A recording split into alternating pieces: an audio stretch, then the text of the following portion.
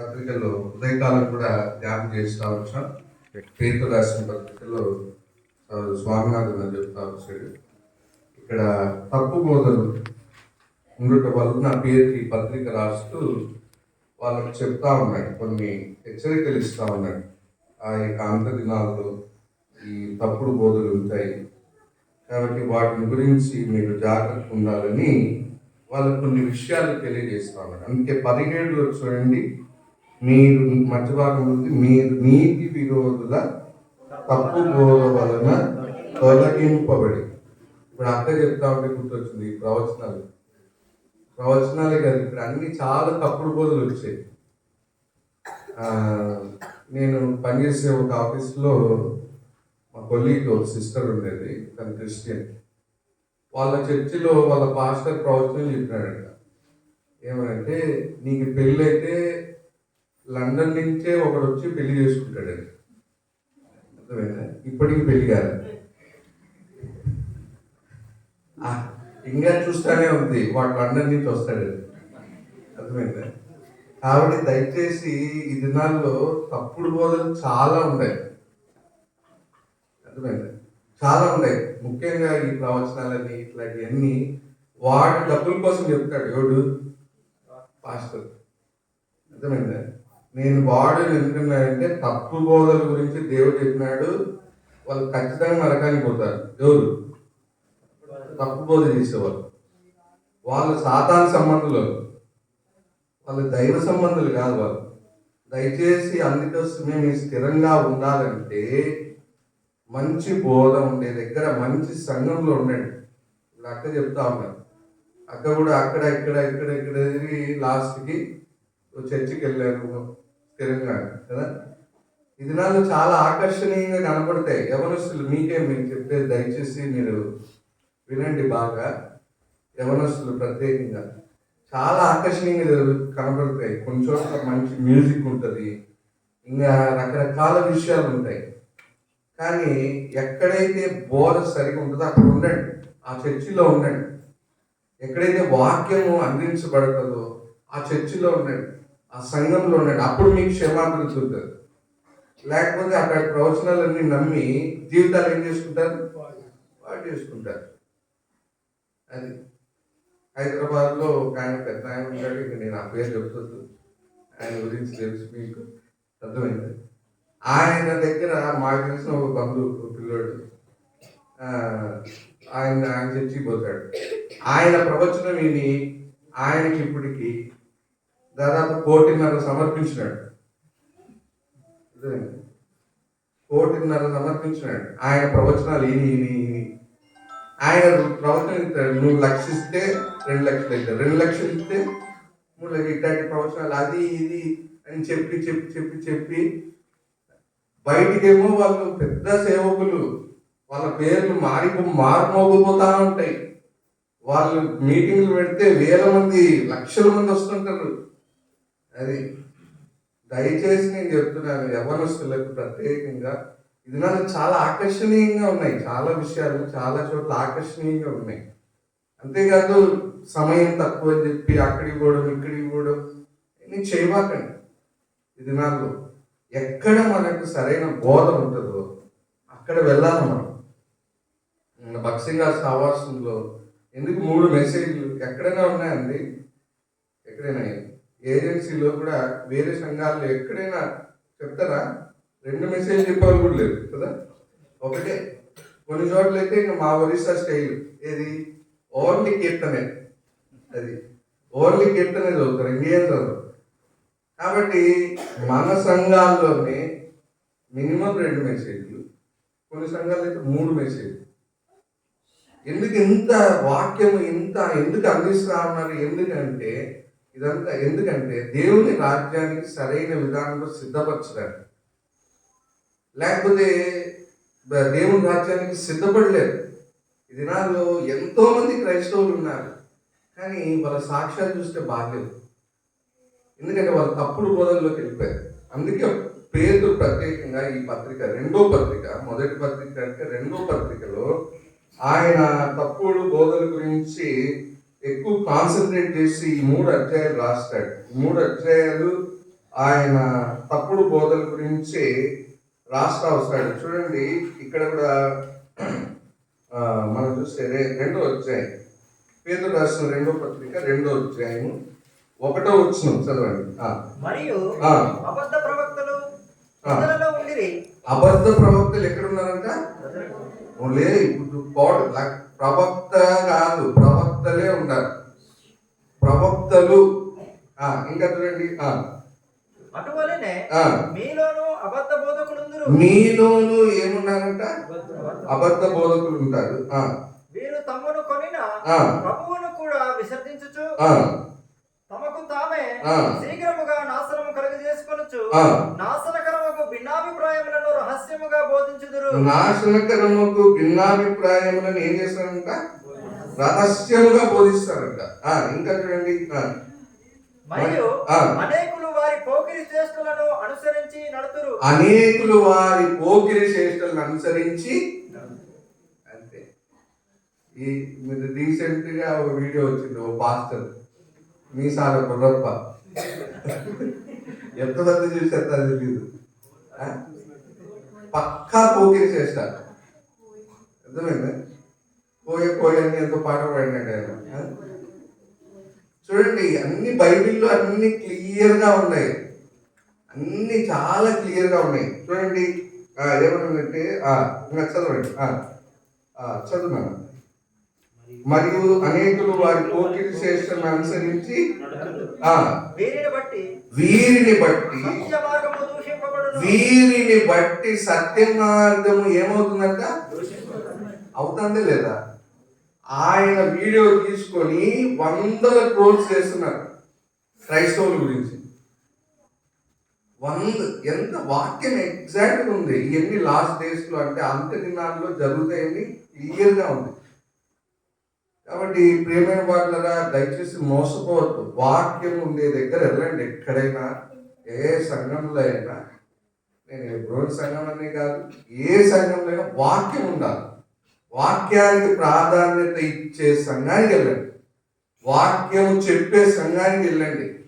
ఎగిరే సంఘాలు, గెంతే సంఘాలు, ఈ సంఘాలకు వెళ్ళి మీరు పాడైపోదు. చాలా మంది ఈ దినాలు ఎవరు ప్రత్యేక వాటికి ఆకర్షింపబడుతున్నారు. అనవసరమైన ఈ కన్నిటికి ఆకర్షింపబడి పాడైపోతున్నారు. ఇంకా చూడండి, అక్కడ ఇంకొక కొన్ని విషయాలు చూద్దాం. వారు అధిక లోబులై కల్పన వాక్యములు చెప్పుచు మీ వలన ఏం సంపాదించుకుంటారంట? అదే జరుగుతాను. వారు అధిక లోబులై కల్పనా వాక్యాలు చెప్పుతూ మీ వలన ఏం సంపాదించుకుంటారు? వాళ్ళు అదే చేస్తున్నారు. వాళ్ళు బెంచుకార్లో తిరుగుతున్నారు. ప్రవచనాలు చెప్తా వాళ్ళు బెంచుకార్లో తిరుగుకుంటున్నారు. ఎవరు? మీ వలన, మీలాంటి వాళ్ళ వలన కదా. ఓ పాస్టర్, హైదరాబాద్లో ఉండే పాస్టర్, ఆయనతో ఫోటో దిగాలంటే 10,000. నిజంగా ఆయనతో ఫోటో దిగాలంటే ఎంత? 10,000. మామూలుగా ప్రెసిడెంట్ ఆఫ్ అమెరికా ఉంటాడు కదా, ఇప్పుడు ఎవరైనా అమెరికా ప్రెసిడెంట్ ఉంటే ఆయనతో ఫోటో దిగాలంటే మినిమం 20 లక్షలు 30 లక్షలు ఉంది ఫీజు. అమెరికా ప్రెసిడెంట్ ఫోటో దిగాలి. వీళ్ళు వాళ్ళకి మించిన వాళ్ళు. అర్థమైందా? వీళ్ళు వాళ్ళకి మించిన వాళ్ళు. వాళ్ళతో ఫోటో దిగడానికి ఎంత? 10,000. కొంతమంది మన సంఘాల్లో కూడా వెళ్ళి 10,000. ఇక్కడ సేవకుడికి ఏంటి దశమాడు ఇయ్యరు. సేవకుడు అక్కడిలో ఉండి ఇబ్బంది పడతా ఉంటే 10,000 ఇవ్వడానికి వెళ్ళాడిపోతారు. ఆడికి పోయి ఆ మీటింగ్కి పోయి పరిగెత్తుకుంటా పోయి వాడు అన్నం పెట్టాడు, ఏం పెట్టాడు, కడుపు మారుతా ఉంటది. ఇటు గొర్రెలకే చూస్తూ ఉంటారు. ఆడికి పోయి పరిగెత్తా పోయి వాడికి 10,000 ఇచ్చి వాళ్ళ పక్కన నిలబడి ఏం తీసుకుంటారు? మళ్ళీ అది స్టేటస్లో పెడతారు. ఏం లాభం? మీ వలన వాళ్ళు ఏం పొందుతున్నారంట? కాబట్టి ప్రత్యేకంగా ప్రియమైన ఎవరొస్తారో నేను రాబోయే తరం కొరకు చెప్తున్నా ఈ మాటలు. నేను డాడీ గారిని అదే మాట్లాడుకుంటున్నాను సాయంత్రం. పాత తరం చాలా బాగున్నారు, బాగా సేవ చేశారు, మంచిగా ఆత్మీయంగా ఉన్నారు, అంతా ఇక్కడే కాదు అన్ని చోట్ల. ఇప్పుడు వచ్చే తరంలో చాలా ఆత్మీయ స్థాయి దిగజారుతాము మెల్లిగా. ఎందుకంటే సరైన బోధ వాళ్ళు తీసుకోవట్లేదు, లోపలికి సరైన బోధ తీసుకోవట్లేదు, ఇష్టం లేదు, సరైనది ఆహారం తీసుకోవడానికి వాళ్ళకి ఇష్టం లేదు. దయచేసి యవనస్తులారా, మీరు ఏ సంఘంలో ఉన్నా దయచేసి మీకు చెప్తున్నా, ఇలాంటి ఆకర్షణీయమైన చోట్లకి వెళ్ళొద్దు, పాడైపోతారు. వాళ్ళ అబద్ధ ప్రవక్తలు, అబద్ధ బోధకులు, వాళ్ళు ఖచ్చితంగా నేనేం ప్రవచనం చేయను కానీ పోయే స్థానానికి పోతారు వాళ్ళు. నువ్వు వాళ్ళతో పాటు పోవడానికి రెడీ అవుతావు. చూడండి, ఇంకా చూడండి ఇక్కడ ఏమంటుంది, వారికి పూర్వము నుండి విధింపబడిన తీర్పు. నేను చెప్పట్లేదు, ఇప్పుడు నేను చెప్తున్నది అదే. వారికి పూర్వము నుండి విధింపబడిన తీర్పు ఆలస్యము చేయదు. వారి నాశనము కునికి నిద్రపోదు. దేవదూతలు పాపము చేసినప్పుడు దేవుడు వారిని విడిచిపెట్టక పాతాళ లోకమందలి కటిక చీకటి గల బిలములోనికి త్రోసి తీర్పుకు కావలిలో ఉంచబడుటకు వారిని అప్పగించను. అంటే ఈ మాట ఎందుకు చెప్పాడంటే, ఒరే నాయన, దేవదూతల్నే వదలలే. ఎవరు? ఇట్లా అబద్ధ ప్రవక్తలు, అబద్ధ బోధలు చేసే వాళ్ళు వదులుతాడా అన్నట్టు చెప్తున్నాడు. ఎవరు? పేతురు రాస్తూ చెప్తున్నాడు సంఘానికి, అరే ఆ దేవదూతలు పాపం చేస్తేనే దేవుడు ఏం చేయలే, వదలలే. అలాంటిది ఇలా అబద్ధ ప్రవక్తలు, అబద్ధ బోధలు, ప్రవచనాలు అని చెప్పి లాభం సంపాదించుకొని ఫోటోలకు డబ్బులు, నూనె సీసాలకి డబ్బులు, దానికి డబ్బులు, దీనికి అన్ని లాక్కొని అబద్ధ మార్గంలో దోసే వాళ్ళని దేవుడు వదులుతాడా? దయచేసి అటువంటి ఆకర్షణీయమైన వాటికి వెళ్ళొద్దు. పదే చెప్తున్నా, రాబోయే తరం కొరకు నేను పదే చెప్తున్నా, ఎక్కడైతే వాక్యం ఉంటుందో, వాక్యాన్ని ప్రేమిస్తారో అక్కడ మాత్రమే ఉండండి. మీకు అక్కడి నుంచి వెళ్ళిపోతే నష్టపోతారు. సరే, ఇప్పుడు ఇంకొన్ని విషయాలు నేను రెండే విషయాలు ముగించేస్తాను. చూడండి, అసలైన భాగంలోకి వస్తే, అందుకే పేతురు రాసిన మూడో పత్రిక 14 నుంచి 18 వరకు ఆయన కొన్ని విషయాలు చెప్తాడు. ఇట్లా ఉండాలి కాబట్టి మీరు ఏం చేయాలని. 14 ఆఖరి భాగంలో ఉంది చూడండి, ఏమంటుంది? జాగ్రత్త పడుడి. ఏమంటుంది? ఇలాంటి వాళ్ళు అంత్య దినాల్లో ఉన్నారు కాబట్టి మీరేం చేయాలా? జాగ్రత్తగా ఉండాలి. రెండోది అక్కడే ఉంది 15లో చూడండి, 15లో జాగ్రత్త పడుడి అని 15లో ఉంది. ఏంటంటే ఎంచుకొనుడి. 15 మధ్య భాగంలో ఉంది, దీర్ఘశాంతము రక్షణార్థమైనదని ఎంచుకొనుడి. జాగ్రత్త పడుడి, ఎంచుకొనుడి.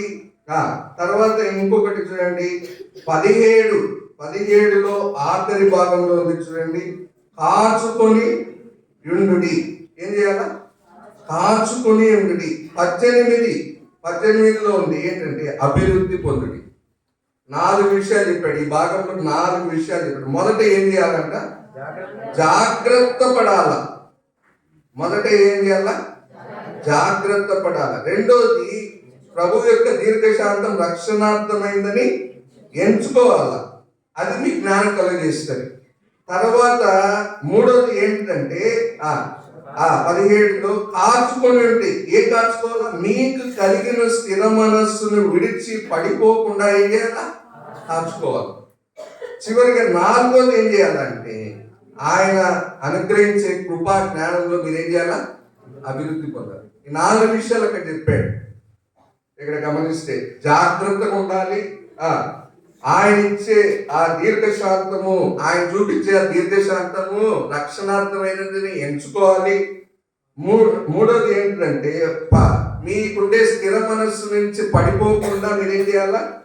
కాచుకోవాలి, గట్టిగా కాచుకోవాలి. చివరిగా ఏం చేయాలంటే, ఆయన ఇచ్చే కృపలో జ్ఞానంలో మీరేం చేయాలా? అభివృద్ధి పొందాలి. అది పేతురు చెప్తా ఉన్నాడు. ఆ సంఘానికి ఆయన వెళ్ళిపోతా, ఆయన కాలం సమీపించింది కాబట్టి ఆయనకు తెలిసిపోయింది. అప్పటికే తప్పుడు బోధలు వచ్చాయి ఆ సంఘంలో, అదంతా పాడు చేస్తున్నారని చెప్పి వాళ్ళకి 2వ పత్రికలో అనేకమైన తప్పుడు బోధల గురించిన ప్రవక్తలు వీళ్ళందరి గురించి చెబుతూ ఈ విషయాలు హెచ్చరిక చేస్తాను. చాలా చాలా ఇంపార్టెంట్ విషయం ఏంటంటే, దీంట్లో ఈ 4 చాలా ఇంపార్టెంట్ విషయాలు 2. ఒకటి ఏంటంటే జాగ్రత్తగా ఉండడం. ఏంటిది? వెరీ ఇంపార్టెంట్, చాలా ముఖ్యమైనది. ఈ దినాల్లో మనకు కావాల్సింది ఏంటంటే జాగ్రత్త కావాలి. జాగ్రత్త లేక చాలా మంది పడిపోతా ఉన్నారు. ఎంతో మంది జాగ్రత్త కావాలా, చివరిది ఏంటి? అభివృద్ధి కావాలా. ఈ రెండు చాలా ఇంపార్టెంట్ విషయాలు. ఒకటి ఏంటి? జాగ్రత్త. ఉదయకాలం నేను అక్కడ చెప్తా, సగం సబ్జెక్టులో ఆగిపోయినాను సమయం లేక. అక్కడ నేను చెప్పాను, దీనా విషయం చెప్తా ఉన్నాను యవనస్తులకు. అక్కడ చెప్తా చూడండి, ఆదికాండంలో అదొక విషయం చూస్తాను. చూడండి, జాగ్రత్త గురించి నేను చెప్పడానికి అదొక విషయం చెప్పి ముగించాను. చూడండి, ఆదికాండం 34వ అధ్యాయం. ఆదికాండం 34వ అధ్యాయం 1వ వచనం. లేయా యాకోబును కనిన కుమార్తె అయిన దీనా ఆ దేశపు కుమార్తెలను. ఇప్పుడు ఇక్కడ వీళ్ళకి 12 మంది ఉంటే వీళ్ళకి ఒకే చెల్లి ఉంది. ఎవరికి? యాకోబు కుమార్తె. ఆమె పేరు ఏం పేరు? ఆమె పేరు దీనా. ఆమెలో దీనతో లేదు, ఆమె పేరు బాగా ఉంది, దీనా. చూడండి, ఈమె జాగ్రత్త లేదు. ఎవరికి? దీనా. ఈమె ఏం చేసిందంటే ఆ దేశంలో అక్కడుండే వాళ్ళతో సహవాసం చేయడానికి వెళ్ళింది. ఎవరు? దీనా. ఈయన ఎంత అంటే ఈయన ఏం చేస్తున్నాడు? ఎవరు? తండ్రి తల్లి అయినా చూడాలి కదా. తండ్రి తల్లి అయినా ఏం చేయాలా? చూడాలి కదా.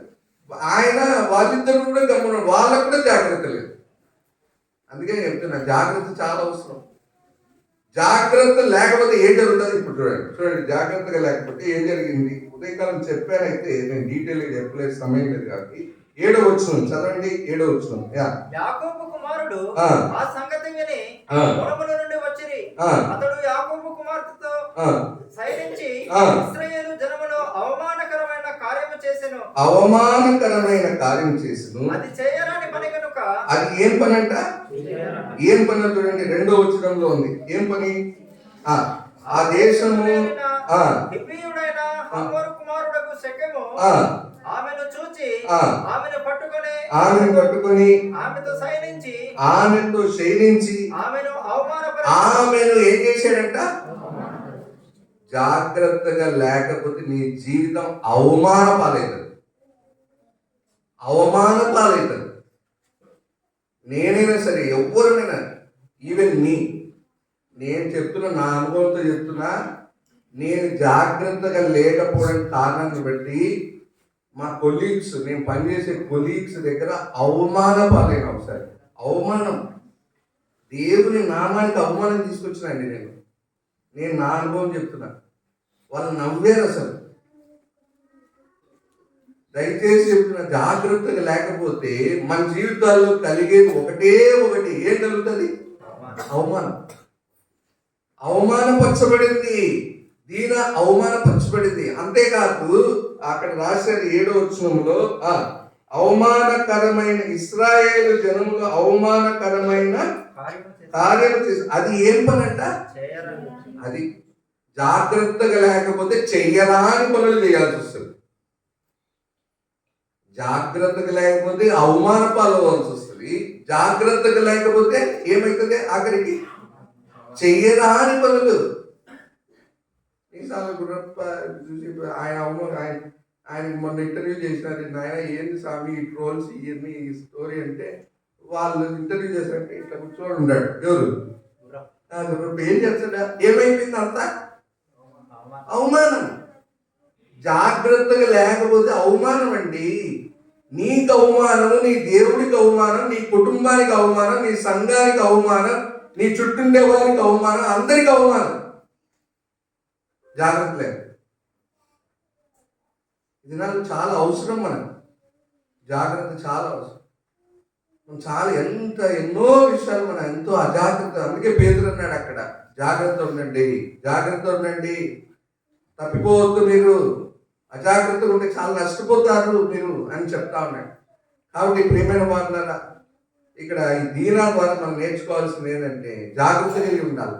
అవమానకరమైన విషయాలు జరిగాయి, చేయరాని పాపం జరిగింది. అంతేకాదు, ఇప్పుడు ఈమె చేయడం వల్ల వీళ్ళందరూ ఏం చేశారు? ఆడుండే వాళ్ళందరినీ చంపారు. ఇంకొక మాట చెప్పాలంటే ఈయన ఏం చేసిందంటే వీళ్ళ అన్నోళ్ళందరినీ హంతకులుగా చేసింది. వీళ్ళ అన్నోళ్ళందరినీ ఏం చేసింది? హంతకులుగా చేసింది. చూసారా? చాలాసార్లు ప్రత్యేకంగా నేను యవ్వనస్తులు ఆన్లకు చెప్తున్నా, మీరు జాగ్రత్తగా ఉండండి. యవ్వనస్తులు ఆన్లకు నేను చెప్తున్నా, మీరు జాగ్రత్తగా ఉండండి. నేను నిన్న విశాఖపట్నంలో బస్ ఎక్కడానికి నేను కూర్చుంటే నేను చూస్తున్న దృశ్యాలు చూస్తుంటే నా కళ్ళు తిరిగిపోతున్నాయి. అవన్నీ ఒక అమ్మాయికి వాడు ఏం చేస్తున్నాడంటే నాకైతే తల తిరిగిపోతుంది. అంత భయంకరమైన దృశ్యాలు నేను చూస్తున్నా. ఒకప్పుడు మా తరంలో ఒక అమ్మాయి అబ్బాయి ఇట్లా పక్కన నిలబడ్డారంటే అది అమ్మా అయినా అని అనుకుంటాను. ఇప్పుడు వాడు వచ్చి ఒక బిస్కెట్ తెచ్చి ఆమె నోట్లో కుక్కుతున్నాడు, వేసి కుక్కుతున్నాడు. అందరు చూస్తున్నారు, ఆడుండే వాళ్ళు ఏ అనుకుంటున్నారు, వాళ్ళు మాత్రం ఎటుంది, వాళ్ళకి హ్యాపీగా ఉంది,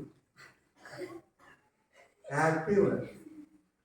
నేను చెప్తున్నా, అవమానపడేటప్పుడు హ్యాపీగా ఉంటుంది, తర్వాత తెలుస్తుంది ఎంత అవమానమో, ఎంత అవమానమో తర్వాత అర్థమవుతుంది. ఎంత అవమానకరమైన కార్యాలండి ఈ తరంలో చూస్తా ఉంటే, ఈ జనరేషన్లో. నేను నిజంగా చెప్తున్నా, ఒకప్పుడు మీరు చూడండి, అసలు అమ్మాయి అబ్బాయి మాట్లాడాలంటే చాలా రేర్తి. ఇప్పుడు మాట్లాడే ఈ బిస్కెట్ వేసి కుక్కుతున్నాడు, బిస్కెట్ వేసి కుక్కుతున్నాడు. వాడి ఆ అమ్మాయి బస్సు ఎక్కేదాకా వాడు ఉన్నాడు. బస్సు ఎక్కించినాడు అన్నీ, ఇంకా బస్సు ఎక్కించిన తర్వాత ఇంకా వద్దులే, ఇంకా అంత అవమానకరమైన కార్యాలు ఈ దినాల్లో మనం చూస్తాము. జాగ్రత్త లేకపోతే నీవు అవమానపరచబడతావు, నీ కుటుంబానికి అవమానం వస్తుంది, నీ సంఘానికి అవమానం వస్తుంది. ఇంకా అంతకంటే ఘోరం ఏంటంటే నీ దేవుడికి అవమానం తీసుకొస్తావు. నీ వలన నీ దేవుడికి అవమానం జరిగితే చాలా కఠినం, చాలా బాధాకరం. అది దేవుడు ఎంత బాధపడతాడు. నేను రక్షించి, నేను నా రక్తం ఇచ్చి కొనుక్కుంటే నా బిడ్డ నన్ను ఏం చేసింది? అవమానపరిచింది. నా బిడ్డ నన్ను అవమానపరిచింది. కాబట్టి ప్రియమైన యవనస్తురాళ్ళు ప్రత్యేకంగా చెప్తున్నా, వీళ్ళకి చెప్తున్నా, ఈ దినాల్లో వీళ్ళు కొంచెం మేలు. ఎవరు వీళ్ళకి ఓన్లీ జుట్లే సరిగా ఉండవు. వీళ్ళ కటింగ్లు ఈ పైన పిచ్చుకూడు ఉన్నట్టుంటాయి. పొద్దున్నే పిచ్చుకలు వచ్చి అంతా అవి ఏట్లా పెడతాయేమో, కానీ వీళ్ళకి అట్లాంటి కటింగ్లన్నీ కూర్చుంటారు. వీళ్ళు అదొక్కటే కానీ వీళ్ళు చాలా మేలు. ఈ దినాల్లో చూస్తే యవనస్తురాళ్ళు ప్రత్యేకంగా చెప్తున్నా చాలా చెడిపోయింది. మీకు జాగ్రత్తగా లేకపోతే నష్టపోతారు, చాలా నష్టపోతారు యవనస్తురాలు. దయచేసి జాగ్రత్తగా ఉండండి. పేరు అది చెప్తున్నాడు, మీరేం కలిగి ఉండాలా? జాగ్రత్తగా. సరే, కాబట్టి మన జాగ్రత్తతో మన జీవితాన్ని కాపాడుకుందాం ఈ అంత్య దినాల్లో. అది చాలా అవసరం.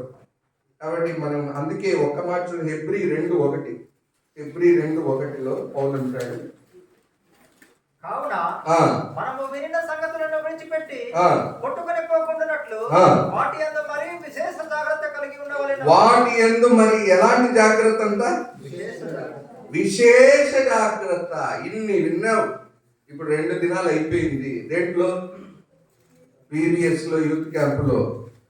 కాబట్టి ఇవి కొట్టుకొని పోకుండా ఉండాలంటే నువ్వు ఎలాంటి జాగ్రత్త కలిగి ఉండాలా? విశేష జాగ్రత్త కలిగి ఉండాలి. విశేష జాగ్రత్త కలిగి ఉండాలి. కాబట్టి దయచేసి నీ జీవితాన్ని జాగ్రత్త పరుచుకో, భద్రపరుచుకో, నష్టపోకు. చాలా మంది యవనస్తులు ఈ దినాల్లో అనేకమైన ఆకర్షణలు లొంగిపోయి నష్టపోతున్నారు. దయచేసి మనం జాగ్రత్తగా ఉందాం. దేవుడి వాక్యం దీవించుకున్నాడు.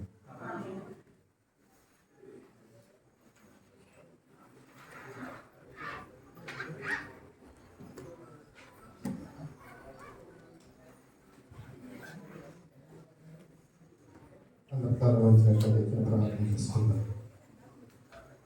పరిశుద్ధుడైన తండ్రి, ఘనమైన శ్రేష్టమైన ఈ యొక్క స్వార్థ కొడుకుల ప్రభావ ఇది ఆస్కారమైన నిలబెట్టి తన యొక్క జీవితంలో చేసిన విషయాలు సాక్షుల ప్రభావ ఆ యొక్క తెలియపరిచిన విధానం బట్టి చదువుకుంటున్నాం. అలాగే ప్రభావ మీరు ఆశించాల్సిన కూడా ప్రభావ నిలబెట్టి నీ పిల్లల ప్రభావం నుంచి ప్రభావ మీరు మాతో మాట్లాడే బట్టి చూద్దాం ప్రభావ. మరి ముఖ్యంగా ప్రభావ జాగ్రత్త కలిగి ఉండాలి ప్రభావ. జాగ్రత్త లేకపోతే అవమానం కలుగుతుందని ప్రభావ తిరిగి వచ్చారు. అలాగే ప్రభావ ఈ లోకంలో ఉన్న అబద్ధ బోధనకు ప్రభావ